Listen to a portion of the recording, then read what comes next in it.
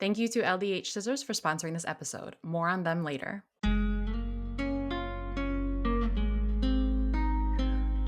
Welcome to the Asian Sewist Collective podcast. The Asian Sewist Collective is a group of Asian people from around the world brought together by our shared appreciation for fiber and textile arts and our desire to see more Asian representation in the sewing community. In this podcast, we explore the intersection of our identities and our shared sewing practice as we create a space for Asian sewists and our allies. I'm your co-host, Ada Chen, and I'm recording from Denver, Colorado. Denver is the traditional territory of the Ute, Cheyenne, and Arapaho peoples. I'm a Taiwanese-American marketer turned entrepreneur, and these days you'll find me running my natural skincare brand, Erleia. That's Erleia. Find us on social media at Erleia Skin. Most importantly for this podcast, you can find my sewing at i.hope.sew on Instagram. And I'm your co-host, Nicole. I'm recording outside of Chicago, Illinois, the original homelands of the Council of the Three Fires, the Ojibwe, the Potawatomi, and the Odawa people. I'm a Philippine-American lawyer who loves to sew, and you can find me on Instagram at Nicole Angeline Sews. Hey friends, we were so lucky to have been able to speak with Yaya Han, and we had such a great conversation that it went on a bit, so we are going to be splitting our conversation into two parts. So here's part one, and join us next week for part two. Thanks for listening.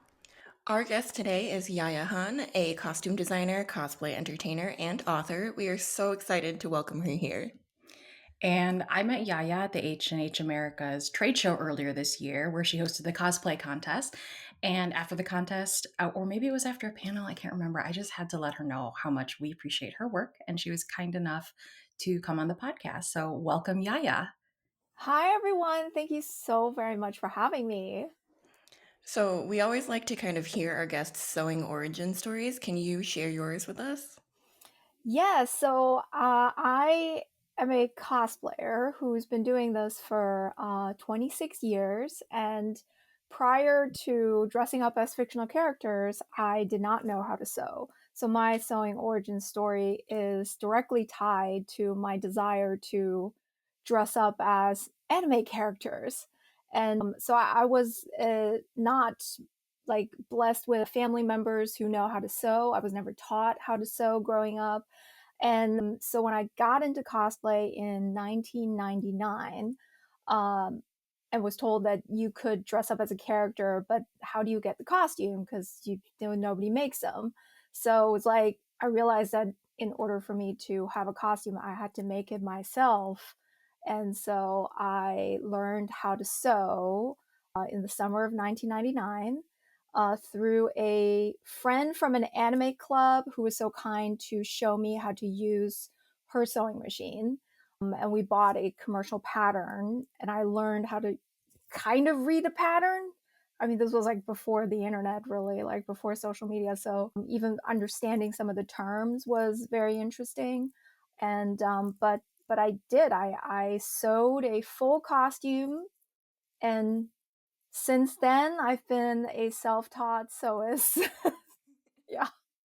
So how did you go from, you mentioned the anime club. So how did you go from like, I like anime, I'm in this club, we're watching it. First of all, I don't know how you got access to it in 1999 without the internet. So I would love that tidbit of information Sure. too. But how did you go from like, this is something I like to consume as content to I'm gonna make like, this is now a thing that I do. Like, were you hooked after that first costume, or did it take a little bit of a time to kind of get there?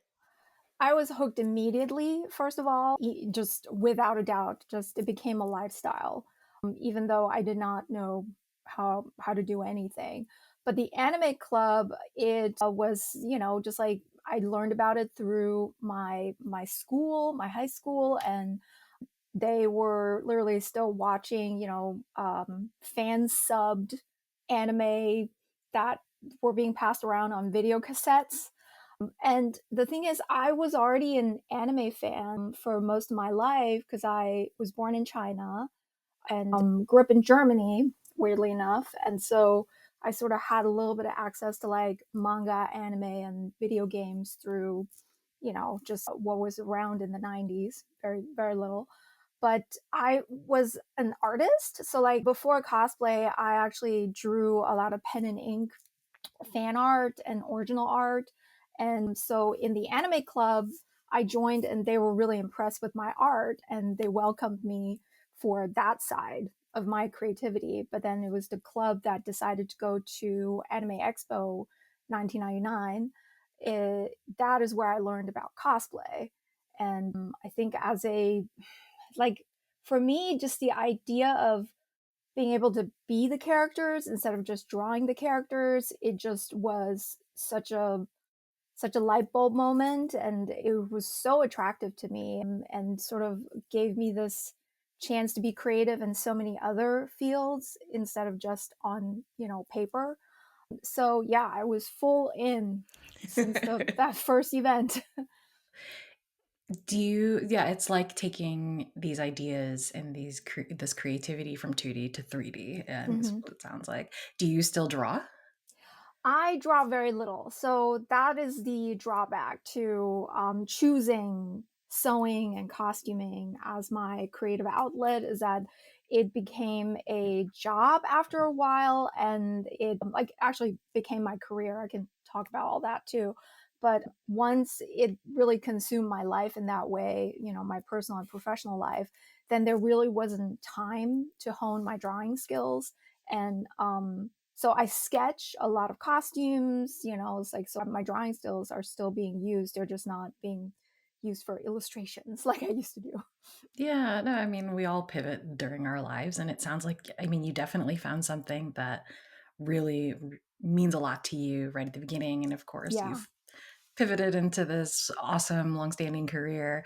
And just before we get into the more of the cosplay stuff, when we met, I Hmm. did my spiel. I said, we're the Asian Sewist Collective. We like to uplift Asian voices in the sewing community. I thank you for what you do. I would love to, if you're interested and have time, have you on the podcast, something like that. I don't know. And we talked a little bit about your Chinese heritage, and you already mentioned that you were born in China and you grew up in Germany. Can Yeah. you give our listeners a little bit more background on this, and how does your identity as a Chinese sewist influence your sewing and cosplay? Yeah, I have a very weird, unconventional life. Yeah, because yeah, my mom was a German teacher during the Cultural Revolution, and she moved to Germany after discovering that it's just like so much more freeing there. And so when I was like, I think I was 6, she left China, divorced my dad, which was somewhat traumatizing. But then it was like 2 3 years later, she asked if I wanted to move to Germany with her. Like, she had stabilized her life there and had a new husband, and they were willing to raise me. And so my parents sort of put that question to me, a 8-year old, like, where do you want to live? And I don't know why. I really don't know why, but I chose Germany. So I went to a country, that was like across from the ocean, and I did not speak the language at all. I had to learn the alphabet in German, in Germany, and had to learn the language. I had to, repeat one class, like one grade, because, the first year I was there, I was really just like learning the language and couldn't keep up with the studies. But I've always been very smart. I mastered German to the point of being able to speak it fluently and read and write it fluently within 6 months. So then I became like a top student in my little school in Wiesbaden, Hessen. But what was different about me is, like, there were 2 Asian people in like a school of several hundreds. And it was like very alienating, not just because I look different, because the things that, I grew up with were different, but also the stuff that I liked was different. So I was already a fanatical, anime and manga fan.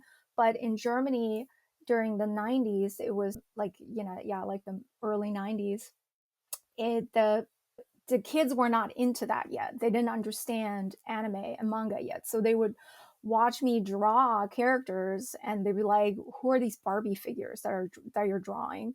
And so I definitely always felt different. And I don't and I think that's partially why eventually it led me to cosplay, because in America, there's obviously a much more diverse, you know, group of peoples. And I think like when I found the anime fans, I found there was a club.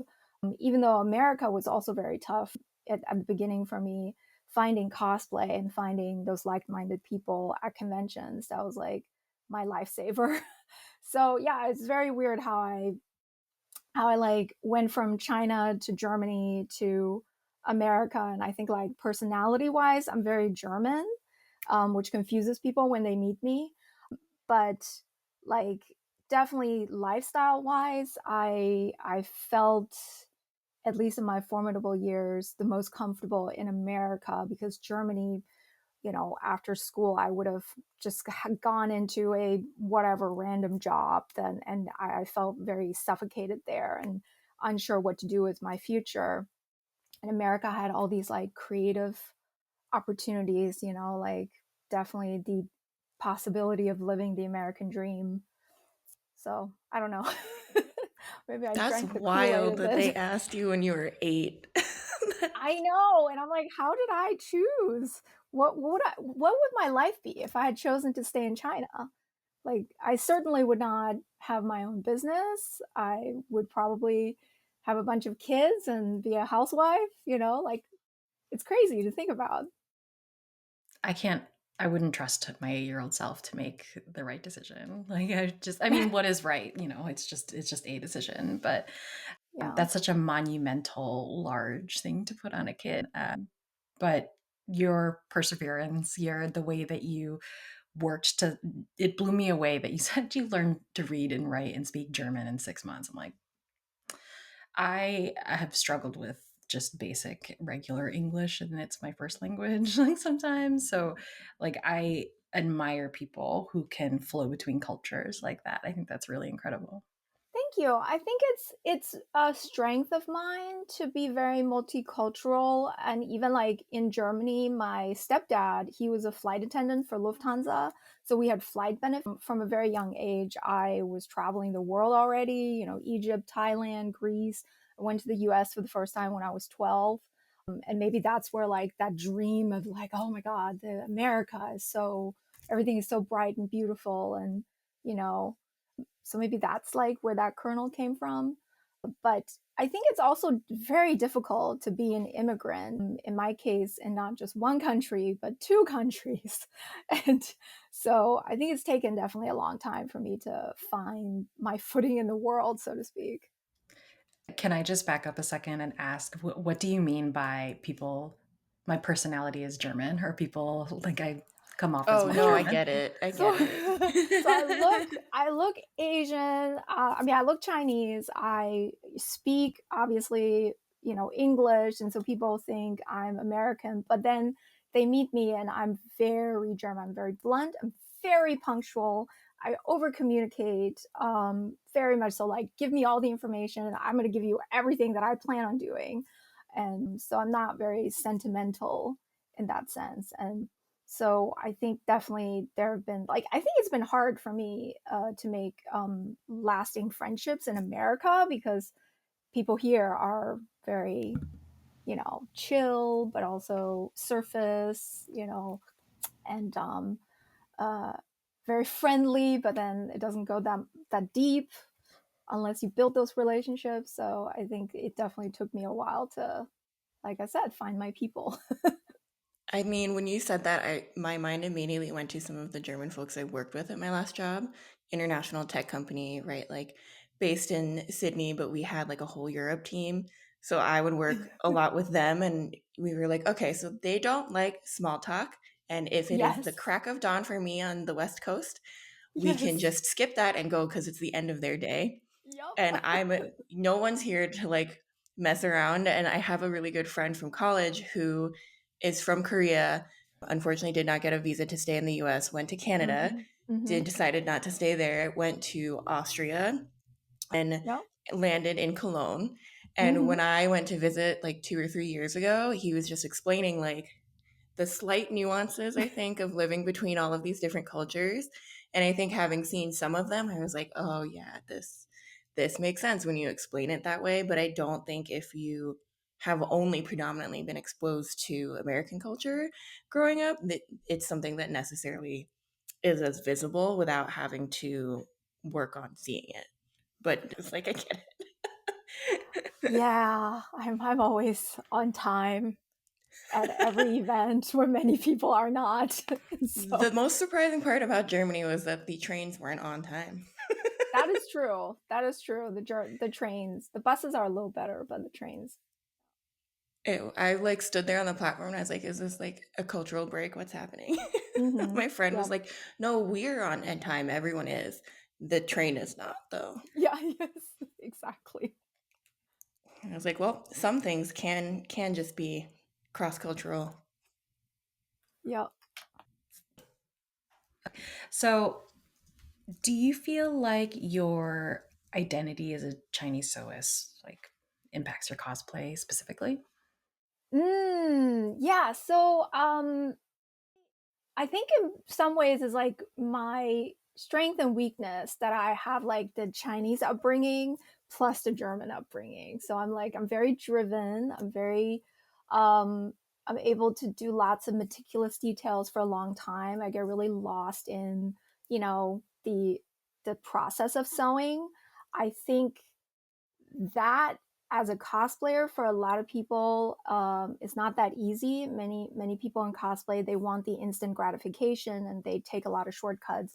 So I do think that, having grown up in China and then also have that like German engineering brain on top of that, I certainly am able to, I'm able to use it for my sewing and creative and also business endeavors.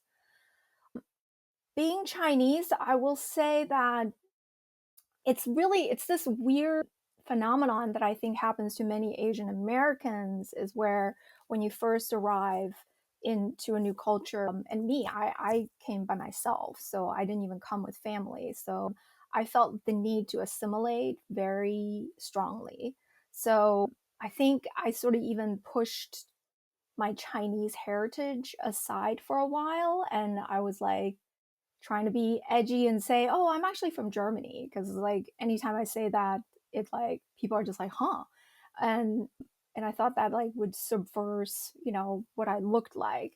So, but then during the pandemic, experiencing the anti-Asian hate and seeing how Chinese people specifically were treated, and also getting questions from people in my life like, why do Chinese people eat bats? I mean, is that just like, can you do something about that? Or like that actually made me go full force into embracing my heritage. So behind me, I'm sure you can see like all these figures. So I got really into danmei, which is a Chinese genre of books. And so these are all books that are Chinese books translated to English. These are all figures from Chinese books. I started cosplaying the characters. So I started making Han Fu.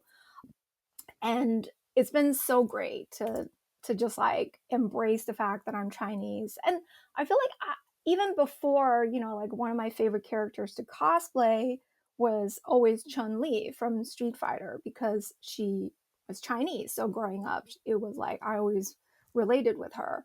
So I think I've always had that like wanting to embrace my heritage, but then sort of it conflicted with my feeling like I needed to assimilate.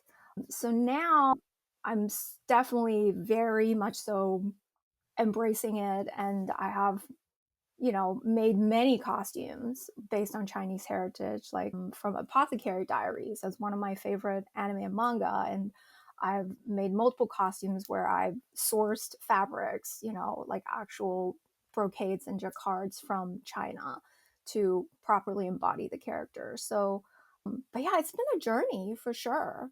But if you think about it, like in cosplay, it reflects fandom and pop culture, right? So all of these characters that are popular here in the West, from like, so for example, Lord of the Rings, Game of Thrones, all those shows, not a single Asian character in sight, right? And people are like, why haven't you cosplayed from Lord of the Rings? Or, why do you only have like one Star Wars costume? And I'm like, do these people look like me? Do I feel like I'm being represented on screen? So that's also why I've always gravitated towards either original characters or anime characters or video game characters. Like I never did very much live action cosplay. So because it does matter what you see and how you relate to the stories on screen. Thank you to our friends at LDH Scissors for sponsoring this episode. They sent us some goodies in exchange for an honest review, and today we are looking at the 45mm rotary cutter from their Midnight Edition collection. I'm a diehard rotary cutter fan. It's probably just because the first patterns I ever bought recommended it, so I really use my rotary cutter at every opportunity. I'm pretty clumsy with shears. But I do have a few others, and so far LDH is the one with the absolute smoothest cut, and the Midnight Edition looks really sleek. Yeah, I'm a sucker for all black, but not only is it the smoothest cut, the button on the handle that controls the safety, let's call it like the safety slider, that is also smooth too, which I have noticed on some of the cheaper rotary cutters I've gotten. The safety slider can kind of get stuck even if it's well oiled or brand new, which kind of defeats the purpose of a safety slider, but this one has been amazing, no problems, smooth curves, nice handling. Plus, again, like I said, Midnight Edition, highly recommend if you are into kind of the all black or like a matte look around your sewing space. It kind of sounds like we're talking about cars, but it does a little bit, I'm not gonna lie. That's what LDH brings out in us. We will link to the rotary cutter in the show notes for this episode. Thanks again to LDH for sponsoring. That makes a lot of sense. We talked briefly about it before, but a big part of cosplay obviously is cons or conventions for our listeners who might not be as familiar. So for those who don't know what a con is, can you share more about what happens at one and any memorable experience you've had? So yes, fandom conventions have been around for the last 40 some years. Some of the longest standing ones are San Diego Comic-Con and Dragon Con, but they really happen all over the world in almost every country year round, thousands and thousands of conventions. And they're a place where fans come together to celebrate whatever it is that they're into. So some conventions are themed and really geared towards certain industries or certain genres, and others are more mishmash. And but at every single convention, there are cosplayers. Every single one. Does not matter what it is. Doesn't matter if it's a horror convention or if it's a Disney convention. Cosplayers are at all of them, and it's just a really great way to meet the people that make the things that you like, because they'll invite guests from around different industries, artists and actors and producers and everything. So I travel to many conventions around the world as a cosplayer. So I'm there to, help with cosplay programming, panels, workshops. I judge contests. It's a very big part, actually, is to be a qualified judge for some very big contests that have a lot of stakes and prizes at them. And people work for like 3 years to make one costume. So you need someone proper and who knows how to make things to be able to evaluate them properly. And so, yeah, like I'm a personality in the fandom world. So wherever I go, people will line up to meet me for autographs and selfies. But it's also a way for me to stay in tune with the cosplay world and see new innovations in crafting and sewing. And it's been very helpful for me to know what the trends are and what cosplayers need, so I can actually design products and, create tools and materials for them. So yeah, it's very, very rewarding. I started to get into going to cons, so I'm based outside of Chicago, and we try to do C2E2 That's a and big one. Yep. Fan Expo Yes. Chicago. Mm-hmm. And it actually started because my husband is very into Star Wars and he just wanted to see the vendors. And Right. Yeah. I'm a nerd and I want to go to all the panels. I just want to hear Yes. from everyone. And then I started to really, this is how I started to really appreciate cosplayers, is because you see them and these amazing outfits with accessories, like, hammers Hmm. and other things, and the accuracy and also the creativity with like the mishmash, like, I don't know, zombie Princess Peach or something like Yep. that. Like, it's just such an incredible art form and so much fun. And to me, it feels like high art, but also accessible because there are people just there at these Yes. cons. And Yes. like, do you still walk the floor? Are you usually more on the behind the scenes schedule type of person? Do you get Ah, mobbed on the floor is our real question. okay. So I'm still a nerd myself and want to walk the con and feel like I've experienced it. It's no fun if you just hide behind stage. And actually, I feel bad for the celebrities, like the actual celebrities that can't go anywhere and they really are just stuck in a green room the entire weekend until somebody escorts them to a panel or a stage and they do their thing and then they're back in the green room. I don't want to do that. So I do go around. I try to keep free time to walk around.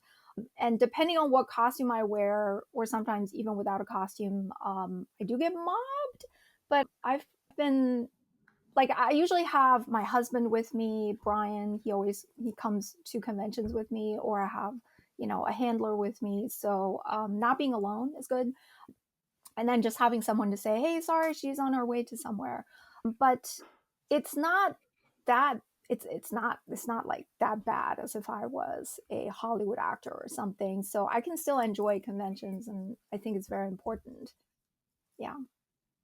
I'm glad you do get to enjoy the experience as well, because I know that sometimes when people's careers rise, their ability to enjoy things as a regular human being becomes more difficult. Yes. Yeah. Yes, definitely. I'm sort of the perfect weekend warrior where I can, like enjoy the I don't know, just sort of what it feels like to be a celebrity on the weekends, depending on where I am, and then I can go back to a gremlin normal person the rest of the time.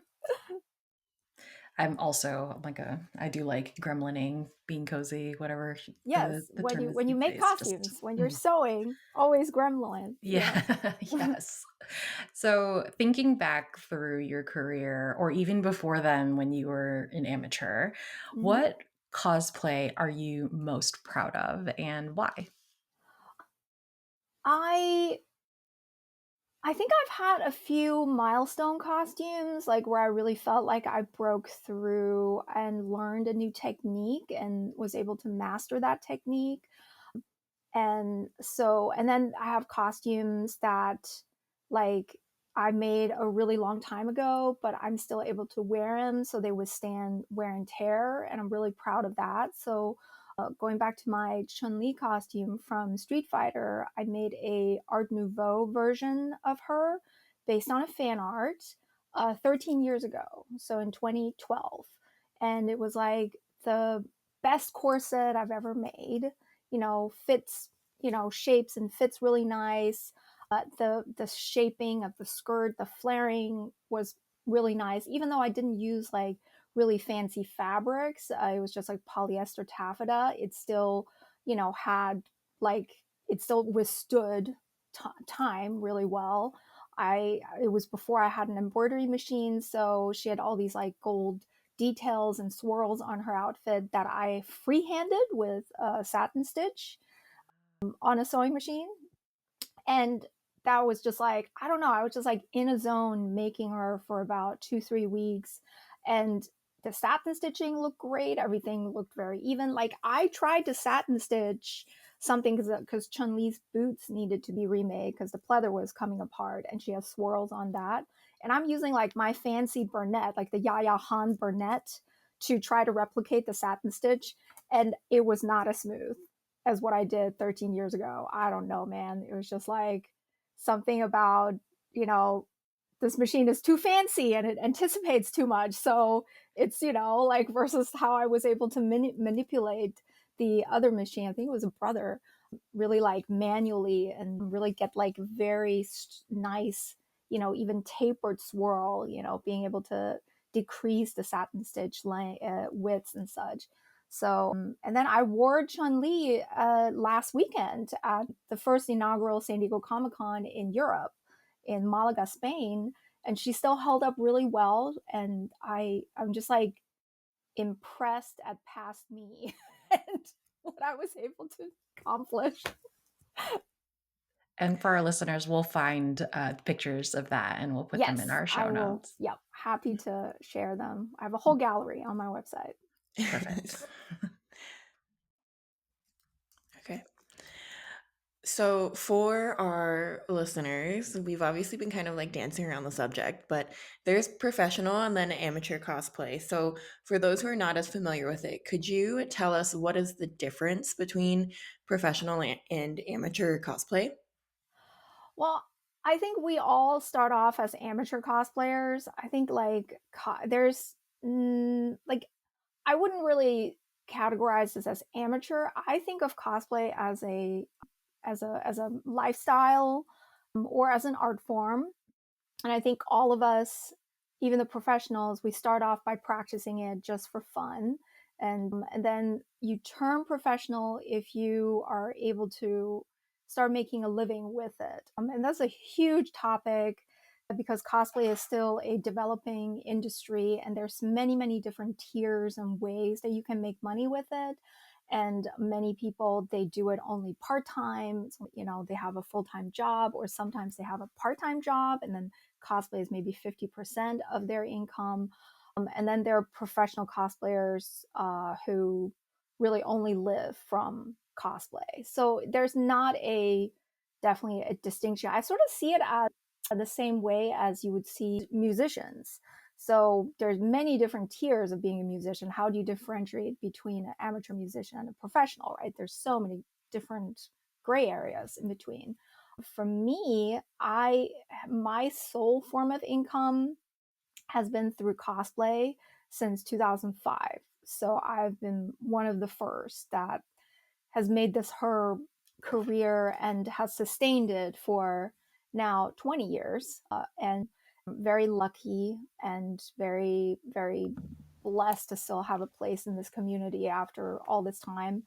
Of course, there have been incidences where I questioned whether I could continue sustaining it, and I've had to change the way I approach professional cosplay, different ways, so sort of evolve with the times. So yeah, but I can tell you more about what it's like to be a professional cosplayer, and then what I do to earn money in it. Yeah, we'd love to hear that. So you pivoted to it being your sole career in 2005. So Mm-hmm. yeah, tell us, like how you made that pivot and what it looks like now to be a professional and to have this as your main livelihood. Well, 2005 was the year I quit my full-time salaried job. I was like data entry at a tech company, but it was stable, and I was there for, I think, 3 years. But they were pretty miserable years. I did not like the type of work. It was completely the opposite of being creative. And then my boyfriend at the time, Brian, who's now my husband, he was also kind of stuck in a sales job that he hated. We both were creative. We met at a convention. We met at Dragon Con.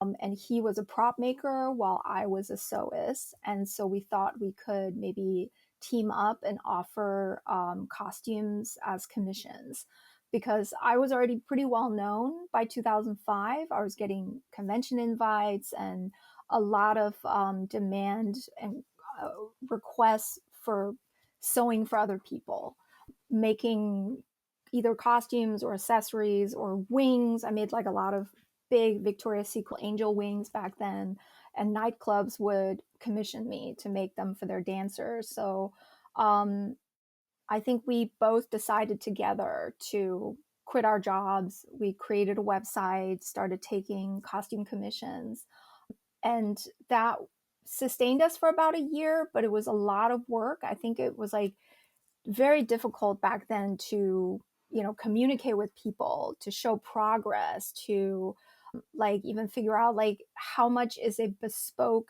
handmade costume worth. People would balk at the price, or they would pay the price but then be unsatisfied when things took longer to get to them. It's like so hard to set that mindset up. And cosplay was not a industry back then. Nobody was really making money with it, so we definitely struggled to be sort of like the guinea pigs in that. But then during our working together, we discovered we work well together, and also we made like these fantasy accessories, like little like cat ears that were cast out of resin, so plastic, and were like embellished with lots of different cute ribbons that I would hand sew. Those did really well, and they were cheap to make.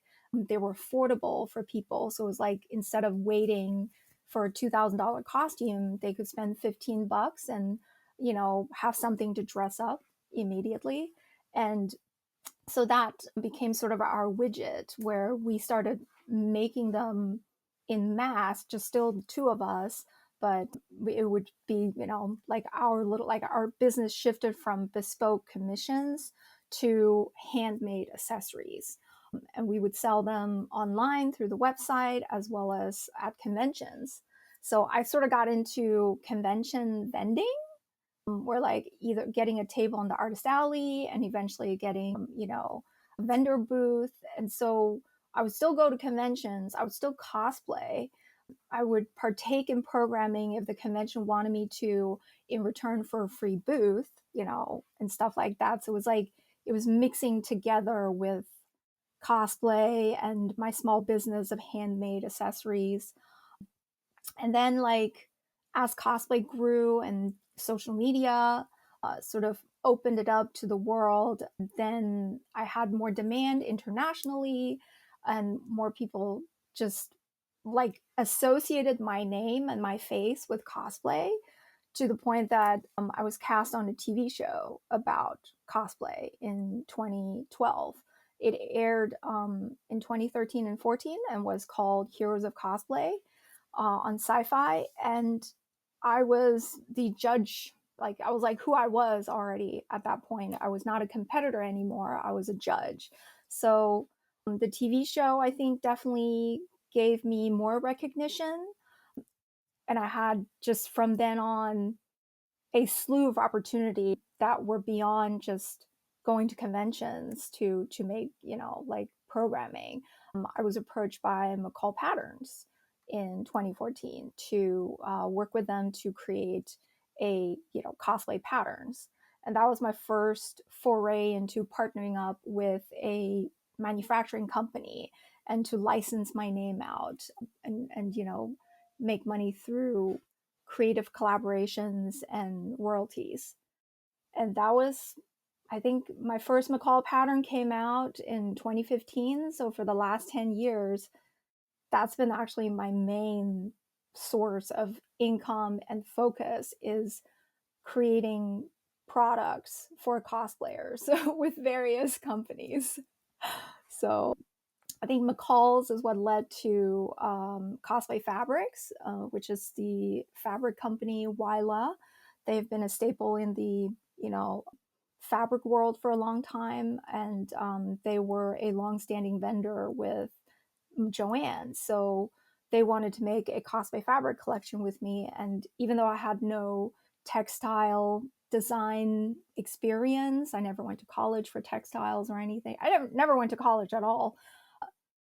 My usage of fabrics, like my knowledge of having used fabrics for, at that point, 15 years, and also knowing what withstands wear and tear, what fabrics can do, what fabrics we need, what's missing on the market.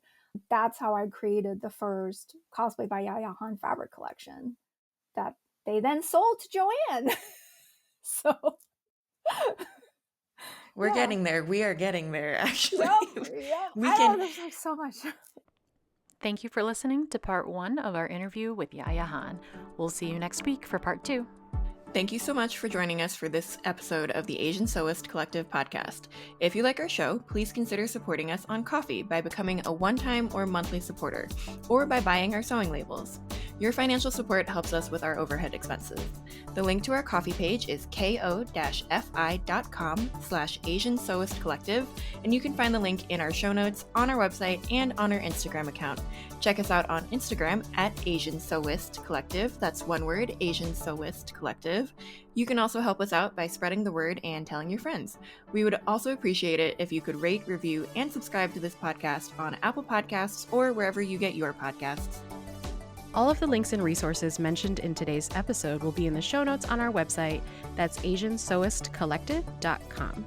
And we'd love to hear from you. Email us with your questions, comments, or even voice messages if you want to be featured on future episodes at asiansewistcollective@gmail.com. Thank you so much to the other members of our collective who made this episode a reality. This is the Asian Sewist Collective podcast, and we'll see you next time.